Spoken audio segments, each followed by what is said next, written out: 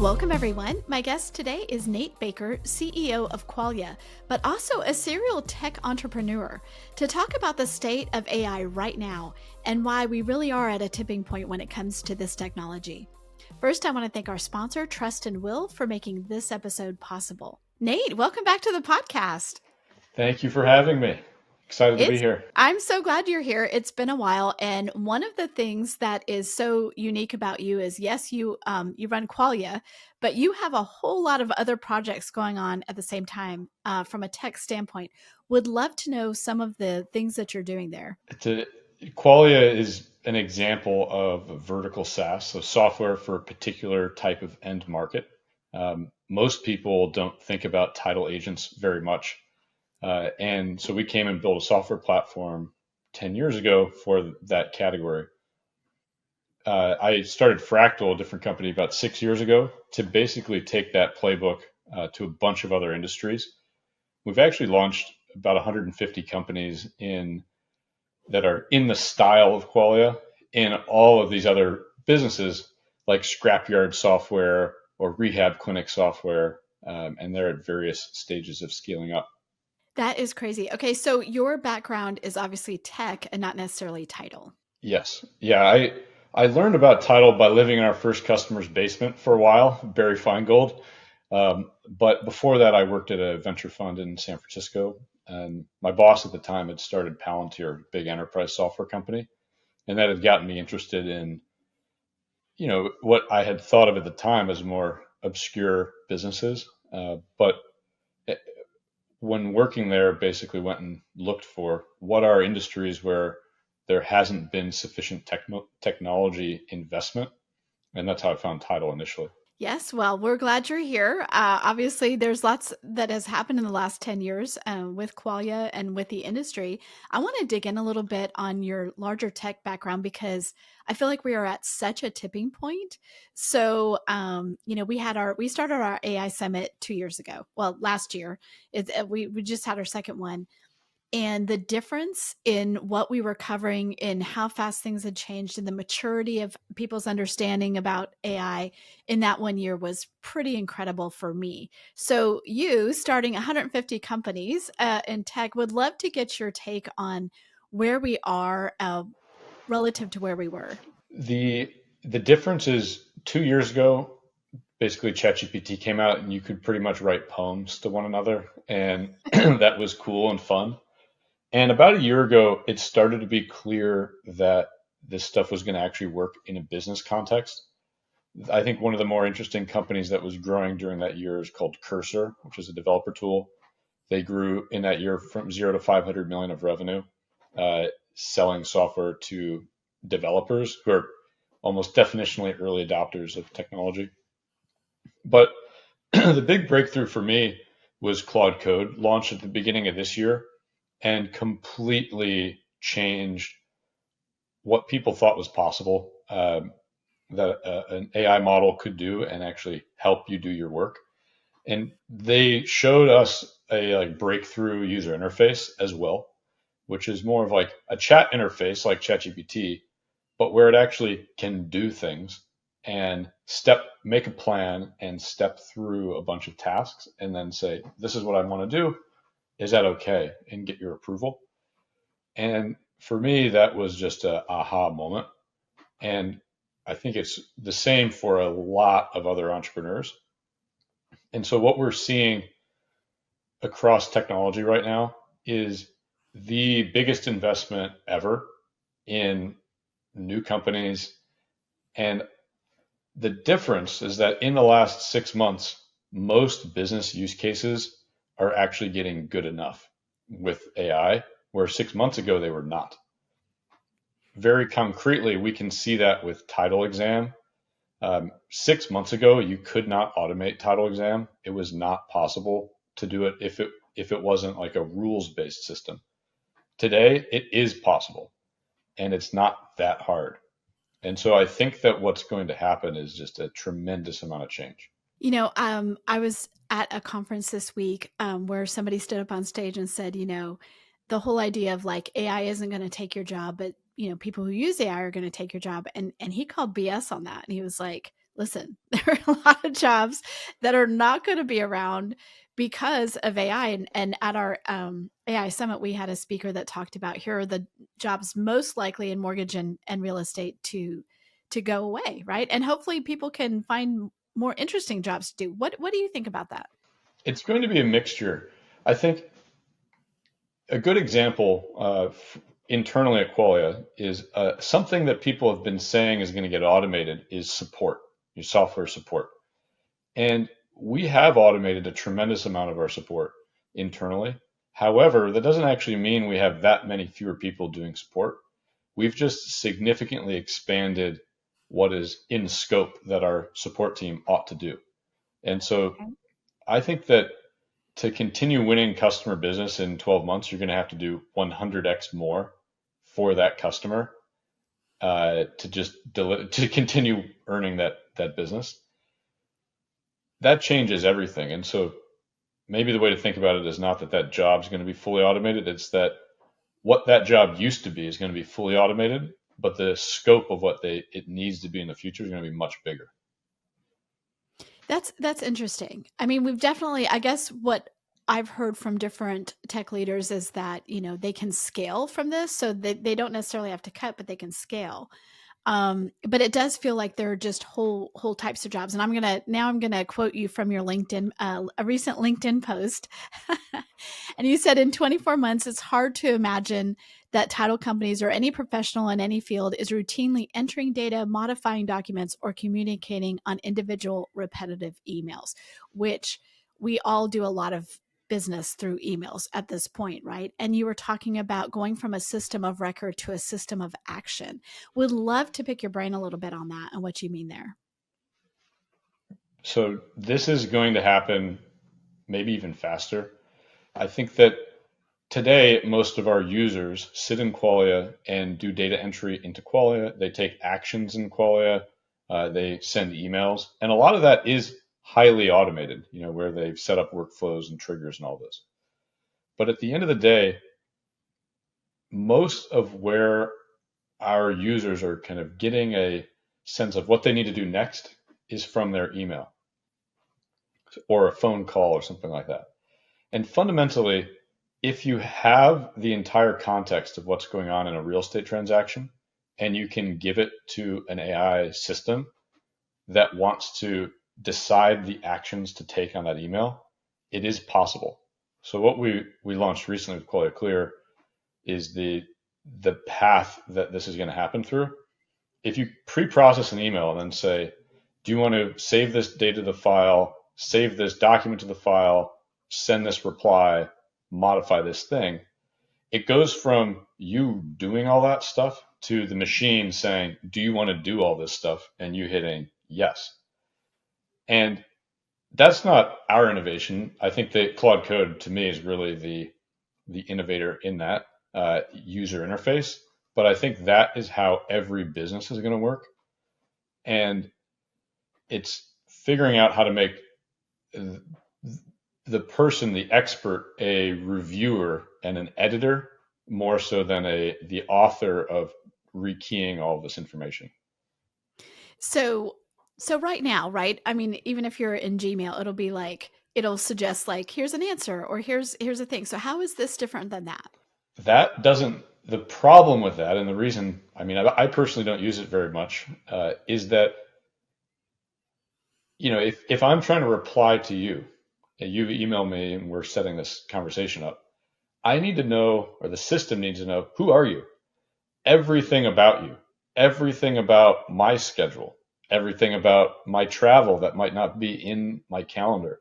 It needs to be able to synthesize all of that and then answer with the context of my entire world of what's going on. And if it's missing any of that, it will reply to you incorrectly because maybe I'm traveling and it schedules something that I can't be at. And then it's just really frustrating. So what's happened in the last really 3 months is that tool use, which is these AI systems being able to go out and ask your Gmail, ask your calendar, ask Qualia what's going on, and getting a good enough answer back has improved sufficiently that you will be able to automate that reply accurately. And that changes everything. Yeah, the accurately is the most important part there, right? We all know that sometimes if a system doesn't know something, it might make it up because it doesn't want to, it doesn't want to disappoint you, or maybe I'm not sure why it does that in every case. But I know you've talked specifically about at Qualia how you've built it so that it doesn't do that, so that it actually flags you and is like, no, this is not right. Yeah, and it is currently inherent to LLMs, these AI models, that they will hallucinate stuff. And so you have to do your best to put controls around that and also push it to your user to say, is this correct? But it's very challenging to fully eliminate that today. That said, the error rate is declining significantly because of improvements the model providers have made. So one of the things that I felt like even 2 years ago when ChatGPT was released, there was a lot of that kind of like, should I jump in now? Um, in the mortgage and real estate industry, people have spent a lot of money on technology already. They maybe haven't always, it hasn't necessarily lowered the cost of doing things, or especially in a low volume environment, right? Like you have a lot of things that you need, but like you have to have a certain amount of volume to make those things make sense from a profit standpoint. And but what I thought then, and because I interviewed tech leaders every week, and what they said was like, if you're not a first adopter here, you're just going to be behind. How do you feel like looking at it now, people who jumped in 6 months ago, a year ago, 3 months ago versus waiting another 6 months? It's a very interesting question because a lot of what we built 12 months ago that took us months then, we could build today in days. Hmm. It's that much different. And so, yes, maybe we would have saved ourselves some time by not building it back then. However, I think that you build a muscle of how to use these tools and how to incorporate them into your business. And I think pushing on that is absolutely essential because the next 12 months, the only thing anybody should be doing in their business is figuring out how to use AI to supercharge their business in all aspects of what they do. And we're thinking about that a lot internally right now. I'm sure you're thinking about it as well. We are. Yeah, no, actually, we've hired a strategic content editor. Internally, we call her our AI editor, to use our internal GPT to query our large amounts of data that we have through Altos data, HousingWire data, Real Trends data, all sorts of things, and get insights and get stories. And it's been incredible. I can't even tell you, like it blows my mind. And someone asked me at a dinner recently, well, what do you think she'll be doing in 6 months? This person we hired. And I was like, I can't even tell you because things are changing so fast there. She might be doing something completely different, but amazingly valuable for the company at that point.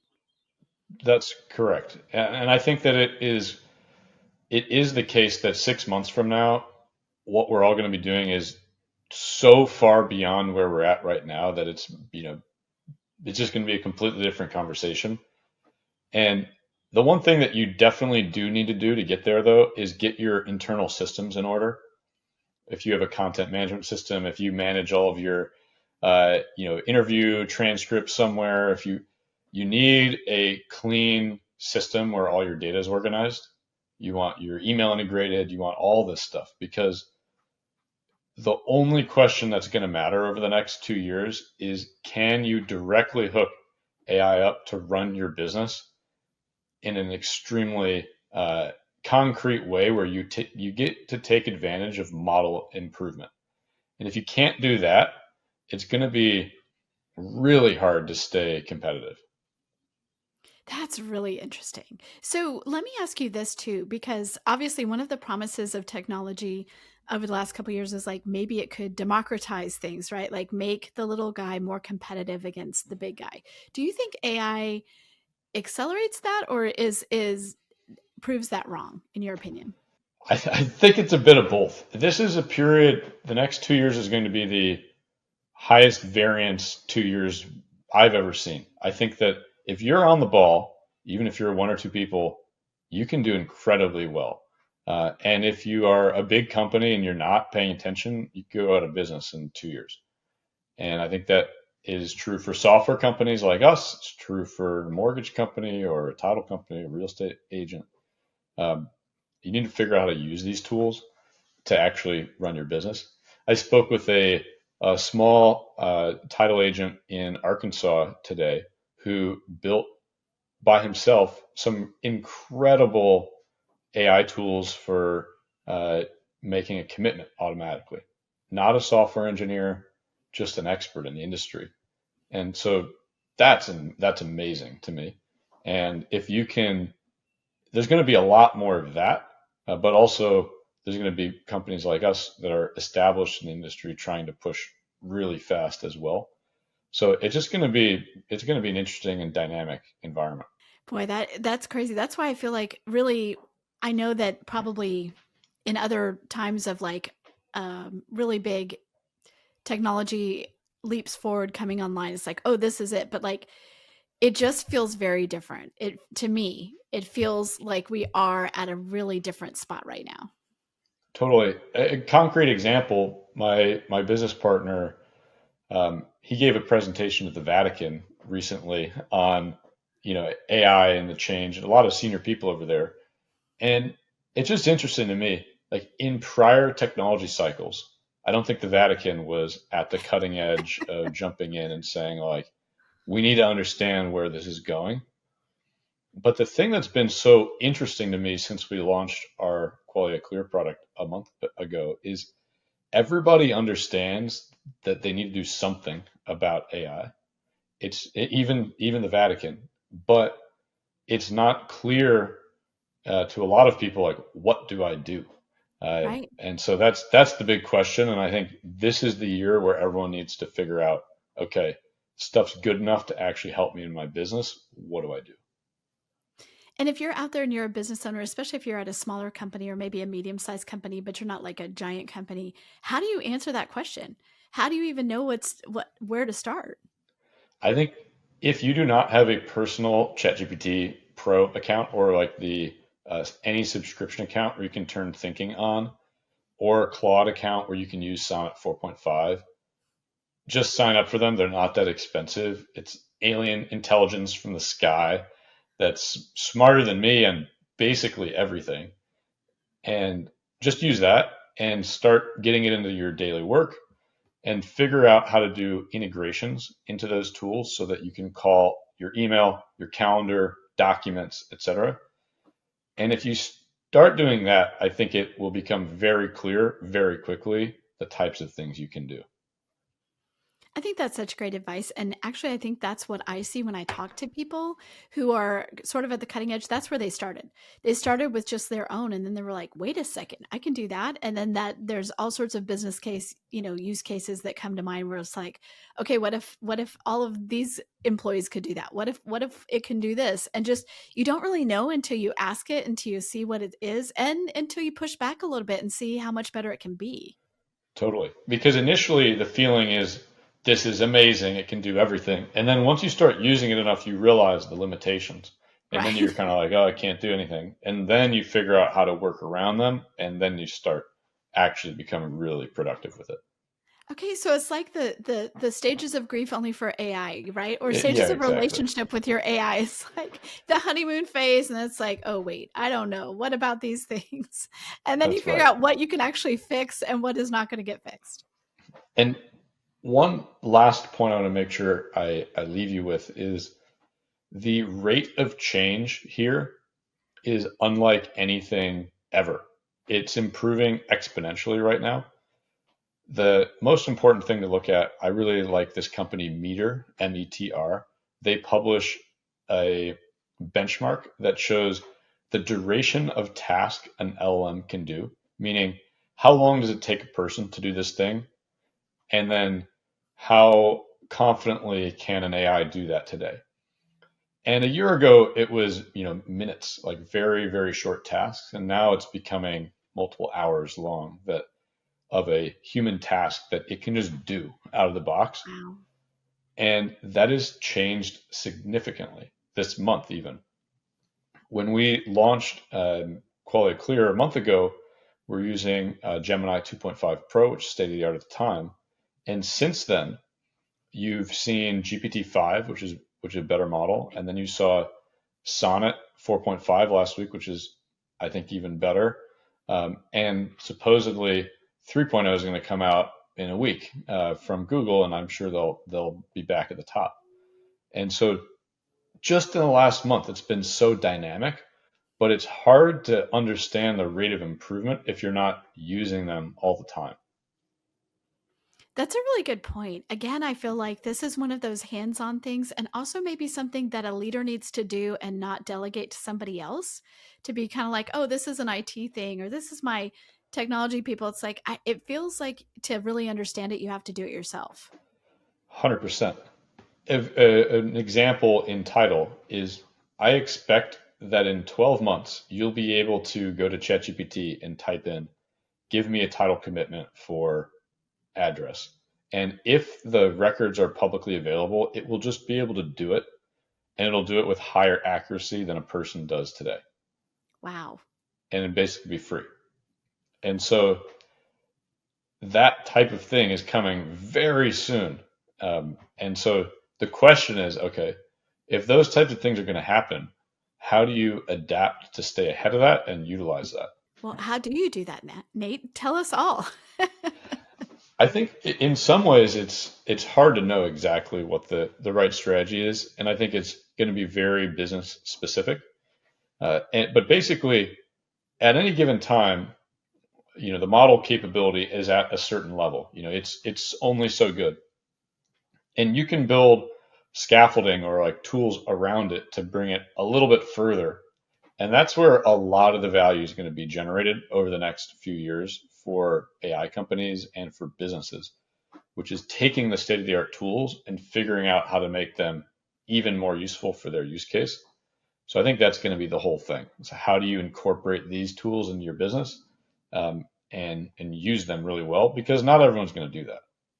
Okay, Nate. So out of 150 companies, which is incredible, by the way, how many of those have to do with real estate, mortgage, title, something affiliated with the business? Maybe 10 or 15, something like that. One of the best ones recently is self-storage facilities. A company called Cubby is doing quite well. Oh, interesting. Okay. And how does AI apply to that? The interesting thing is that really every business has a lot of paper, a lot of communication, a lot of tenant qualification or some sort of manual back and forth process. And if it happens in email and in documents, or over the phone, AI is just going to completely change how it works this year.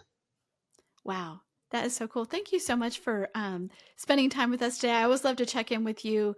You're definitely a thought leader in this space, really, not just a thought leader, but an action leader, maybe we should say, just churning out all these different software companies and applications. So thank you so much, Nate. Thank you for having me. I really appreciate it.